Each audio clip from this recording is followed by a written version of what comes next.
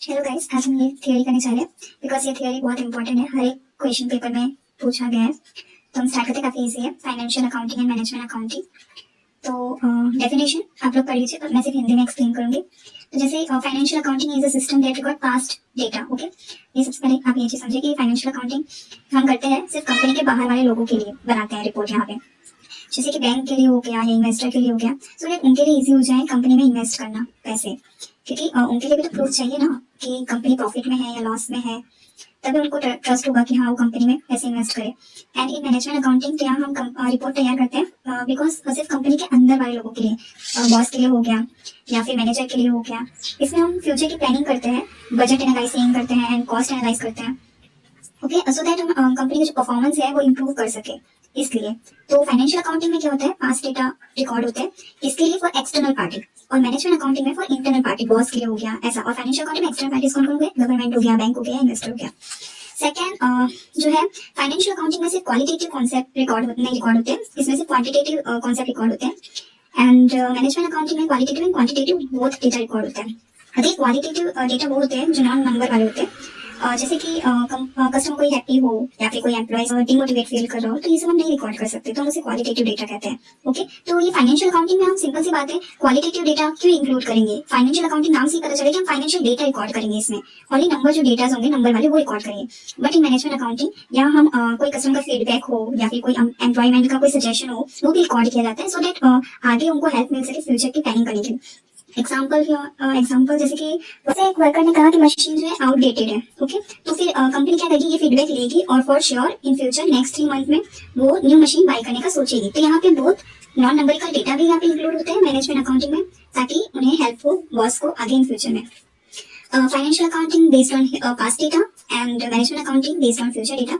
Past data example क्या हुआ, जैसे कि कंपनी ने 2024 में अर्न किया 20 लाख प्रॉफिट, तो ये क्या हुआ, पास्ट डेटा हुआ।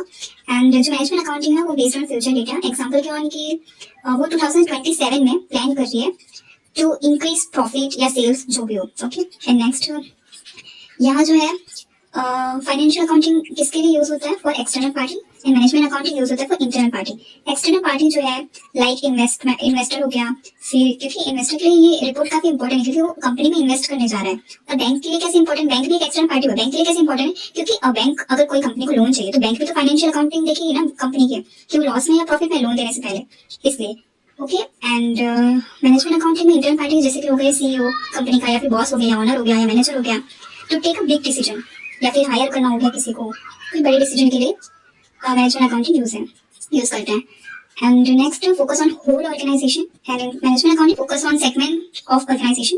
तो यहाँ जैसे कि यहाँ क्या होता है, पूरी कंपनी को देखा जाता है, फाइनेंशियल अकाउंटिंग में पूरी कंपनी को देखा जाता है, कंपनी का जो रिजल्ट है पूरी होल कंपनी का पता चल जाता है। जैसे कि कंपनी का टोटल प्रॉफिट जो है 40 लाख है, ये क्या हुआ, कंपनी का पूरा डेटा दिख गया हमें, ये होता है। एंड मैनेजमेंट अकाउंटिंग में जैसे कि हम अलग अलग जो डिपार्टमेंट है या टीम है उनका परफॉर्मेंस देखते हैं। जैसे कि कंपनी है, उसका टी शर्ट का डिपार्टमेंट है, उसका प्रॉफिट सिर्फ 3 लाख है, उसका शूज का डिपार्टमेंट है, उसका प्रॉफिट 2 लाख है। तो यहाँ पे हमने क्या किया, अलग अलग सेगमेंट के प्रॉफिट्स देखे। ओके, इसलिए हम कहते हैं कि यहाँ पे focus on segment of organisation. अब नेक्स्ट जो है, फाइनेंशियल अकाउंटिंग जो है हर रूल फॉलो करती है, जबकि मैनेजमेंट अकाउंटिंग में रूल फॉलो करना जरूरी नहीं है। अब जैसे कि रूल काफी होंगे, वो करना क्यों जरूरी है, फॉलो करना क्यों जरूरी है, क्योंकि हम यहाँ पे डेटा किसके लिए, रिपोर्ट किसके लिए प्रिपेयर कर रहे हैं, फॉर एक्सटर्नल पार्टी, हम बैंक के लिए प्रिपेयर कर रहे हैं, गवर्नमेंट के लिए प्रिपेयर कर रहे हैं, इन्वेस्टर के लिए प्रिपेयर कर रहे हैं, तो हमें ऑल जो रूल्स है वो फॉलो करना बहुत जरूरी है। तो हम जैसे कि एग्जांपल की तरह कि कंपनी का जो प्रॉफिट है वो 20 लाख है, तो वो प्रॉपर डॉक्यूमेंटेशन के साथ और रूल के साथ बनाया हुआ रिपोर्ट होगा। ओके, अगर उसका प्रॉफिट इतना है तो। और मैनेजमेंट अकाउंटिंग में कोई रूल फॉलो करना जरूरी नहीं है। ओके, ये रूल वाला आगे समझ। अब इसके बाद रिपोर्ट, यहाँ पे फाइनेंशियल अकाउंटिंग में हमें क्वार्टरली एनुअली रिपोर्ट जो है रिकॉर्ड करना जरूरी है, और यहाँ पे फ्रिक्वेंटली। अब जैसे कि एग्जांपल की और फाइनेंशियल अकाउंटिंग में हमें 3 मंथ का, क्वार्टरली मींस 3 मंथ, तो 3 मंथ का रिपोर्ट भी रिकॉर्ड करना होगा, जैसे जनवरी से लेकर मार्च तक कंपनी का प्रॉफिट हुआ 4 लाख। ओके, तो ये चीज रिकॉर्ड करना जरूरी है। एंड फ्रिक्वेंटली रिकॉर्ड करना पड़ता है मैनेजमेंट अकाउंटिंग में, जैसे कि वीकली हो गया, इवन डेली भी रिकॉर्ड करना पड़ सकता है। जैसे कि कंपनी का लास्ट वीक का प्रोडक्शन सिर्फ 1200 यूनिट था, तो नेक्स्ट वीक टारगेट होगा 2000 यूनिट, तो उसे जरूरी है फ्रिक्वेंटली रिकॉर्ड करना। Purpose of report is to help external users to make decision about investment. अब ये रिपोर्ट इसलिए तैयार होती है कि इन्वेस्टर इजी डिसीजन बना पाए कि उसे कंपनी में इन्वेस्ट करना है या नहीं करना है। और यहाँ पे हेल्प करती है इंटरनल पार्टीज को to plan and control budget और कॉस्ट। जहाँ पे लॉस हो रहा हो या कुछ नहीं प्रोडक्ट यूजफुल हो कस्टमर के लिए, तो वो उसे रिमूव भी कर सकते हैं, उनका जो कॉस्ट है वो रिड्यूस भी कर सकते हैं।